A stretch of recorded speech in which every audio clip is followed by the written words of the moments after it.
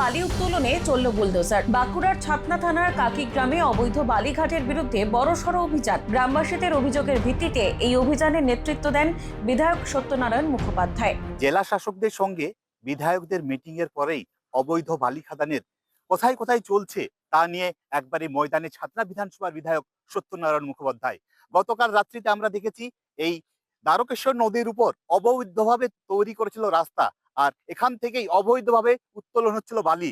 তারপরেই সত্যনারায়ণ বাবুর অভিযোগের ভিত্তিতে সেখানে আধিকারিকরা আসেন, পুলিশ আসে এবং বেশ কয়েকটি জেসিবি, ফোকল্যান্ড সহ নগদ টাকা সিজ করা। ডিএম সাহেবদের সঙ্গে আমাদের বৈঠকে উনি নির্দেশ দিয়েছিলেন যে পশ্চিমবাংলায় যেসব বৈধ বালি খাদানগুলো আছে আর যেগুলো অবৈধ তার লিস্ট আমাদেরকে দিতে। তো আমরা বাঁকুড়া ডিএম সাহেবের সঙ্গে বৈঠকের পর আমরা চেয়েছিলাম যে আমার বিধানসভা এলাকায় কোনগুলো বৈধ খাদান আছে তার লিস্ট দিন।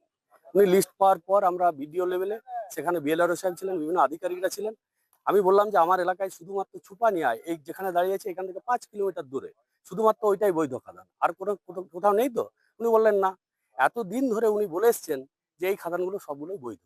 কারণবশত এবার কালকে উনি যে অভিযোগগুলো করেছেন এমএলএ সাহেব, হ্যাঁ, সমস্ত কিছু মানে দেখেছে। এবার সেগুলো ওনার অভিযোগগুলো সম্পূর্ণই সত্য। এবার তার সেই ইমিডিয়েট যে স্টেপগুলো নেওয়ার দরকার সেই স্টেপগুলো নেওয়া হয়েছে আমাদের তরফ থেকে, আর সিজ করা হয়েছে, সিজার লিস্টও দেওয়া হয়েছে। হ্যাঁ, আর এই তারপর আমাদের এই বিভিন্ন জায়গায় যে স্টকগুলো করা হয়েছে সেগুলো খতিয়ে দেখছি। এমএলএ সাহেব আজকে উপস্থিত আছেন, আমাদের অফিসাররা। সাধারণত একটি বৈধ ঘাট আছে, ছপনে একটা ঘাট, ছপনে একটাই বৈধ ঘাট আছে। আর বাকিগুলো যেগুলো চলছে, কালকে তো ছিল না ওইখানে। হ্যাঁ, কালকে তো ওদের বন্ধ করে দেওয়া হয়েছে কালকে। মুখ্যমন্ত্রীর নির্দেশ মেনে রাজ্যে অবৈধ বালিঘাট সম্পূর্ণ বন্ধ করার বার্তা দেন বিধায়ক।